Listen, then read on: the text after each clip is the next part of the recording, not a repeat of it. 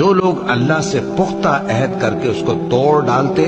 اور جن رشتوں کے جوڑے رکھنے کا اللہ نے حکم دیا ہے ان کو قطع کر دیتے اور ملک میں فساد کرتے ہیں، ایسوں پر لعنت ہے اور ان کے لیے برا انجام ہے۔ اللہ جس کا چاہتا ہے رزق فراخ کر دیتا ہے اور جس کا چاہتا ہے تنگ کر دیتا ہے، اور کافر لوگ دنیا کی زندگی پر خوش ہو رہے ہیں اور دنیا کی زندگی آخرت کے مقابلے میں بہت تھوڑا سامان ہے۔ اور کافر کہتے ہیں کہ اس پیغمبر پر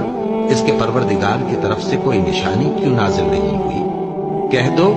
کہ اللہ جسے چاہتا ہے گمراہ کرتا ہے اور جو اس کی طرف رجوع ہوتا ہے اس کو اپنی طرف کا رستہ دکھاتا ہے۔